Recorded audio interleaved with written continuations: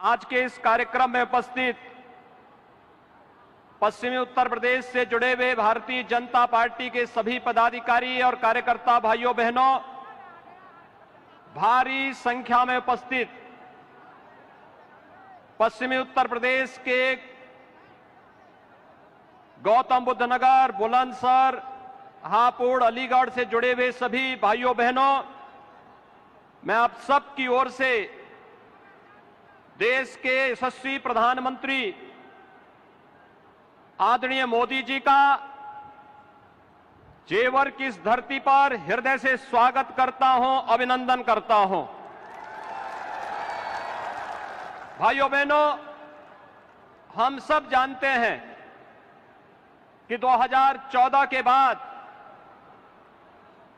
भारत के नागरिकों ने बदलते हुए भारत को देखा है। एक भारत श्रेष्ठ भारत की परिकल्पना को साकार होते हुए देखा है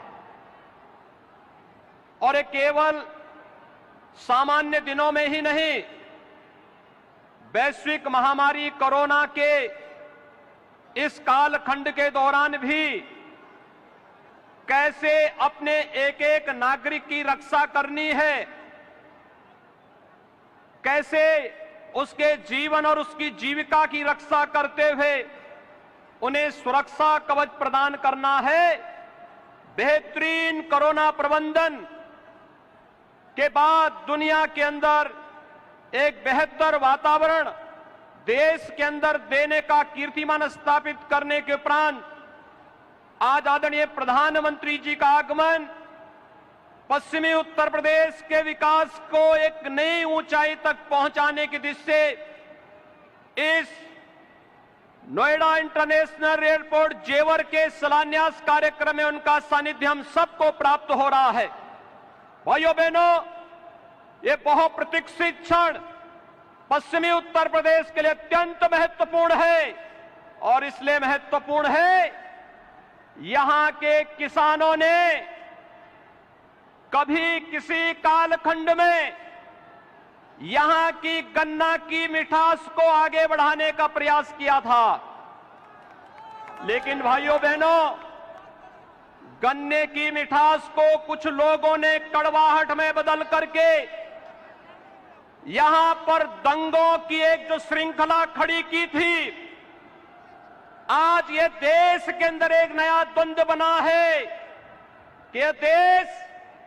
गन्ने की मिठास को एक नई उड़ान देगा या जिन्ना के अनुयायियों से फिर दंगा करवाने की शरारत करवाएगा। और यही तय करने के लिए आज आप सबका आह्वान करने के लिए मैं स्वयं आपके बीच यहां पर उपस्थित हुआ हूं। ये मेरा सौभाग्य है कि जेवर के इस ऐतिहासिक स्थल पर आदरणीय प्रधानमंत्री जी के स्वागत का अवसर मुझे प्राप्त हो रहा है, जिनके मार्गदर्शन में उत्तर प्रदेश आज अब एक नई ऊंचाई की ओर बढ़ रहा है। चाहे वह देश के अंदर केंद्र सरकार के द्वारा लोक कल्याणकारी योजनाओं को प्रत्येक नागरिक तक बिना भेदभाव के पहुंचाने के अभियान हो, चाहे वह इंफ्रास्ट्रक्चर के माध्यम से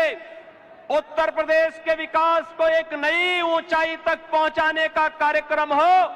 या उत्तर प्रदेश की आस्था को एक नया पंख दे करके यहां की आस्था का सम्मान करने का कार्यक्रम हो, या फिर उत्तर प्रदेश राज्य के पूरे परसेप्शन को बदल करके उत्तर प्रदेश में भी विकास होगा, उत्तर प्रदेश भी विकास की राह पर आगे बढ़ेगा, इस विश्वास को आगे बढ़ाने की दिशा से आज हम सब यहां पर उपस्थित हुए हैं। मैं आज के इस अवसर पर आप सबको बधाई दूंगा उन 7,000 से अधिक किसानों का जिन्होंने बिना किसी विवाद के जेवर एयरपोर्ट के लिए जमीन स्वयं मुख्यमंत्री आवास पर लखनऊ में आकर के उपलब्ध करवाया है। उन सभी किसान भाइयों का भी मैं अभिनंदन करते हुए आज के इस अवसर पर मैं पूर्वी पश्चिमी उत्तर प्रदेश के आप सभी भाइयों बहनों को हृदय से बधाई देता हूं, क्योंकि जेवर एयरपोर्ट केवल एक एयरपोर्ट नहीं है, भाइयों बहनों, आपने देखा होगा पिछले 4.5 वर्ष के अंदर केवल गौतम बुद्ध नगर के अंदर ही जो कार्य हुए हैं, मेट्रो लाइन के विस्तारीकरण का 1125 करोड़ रुपए की लागत से कार्य संपन्न हुआ है। चिल्ला एवं बघेल एलिवेटेड रोड 1067 करोड़ रुपए की लागत से कार्य संपन्न हुआ। गंगा जल की परियोजना, नया city bus terminal, medical park, indoor stadium, habitat centre, शिल्पकार और बुनकर भवन, ग्रेटर नोएडा में गंगा जल की आपूर्ति जो 800 करोड़ रुपए की लागत से जो प्रोजेक्ट पूरा हुआ है, 8 नए औद्योगिक सेक्टर का विकास, 3880 करोड़ रुपए की लागत से multi modal logistic hub, multi modal transport hub, और जो ईडा है, यमुना अथॉरिटी है, इस ईडा में आने वाले समय में जो कार्यक्रम होने जा रहे हैं, जिनमें फिल्म सिटी के निर्माण, अप्रैल पार्क,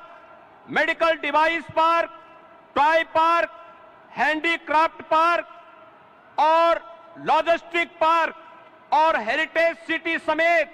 वे तमाम योजनाएं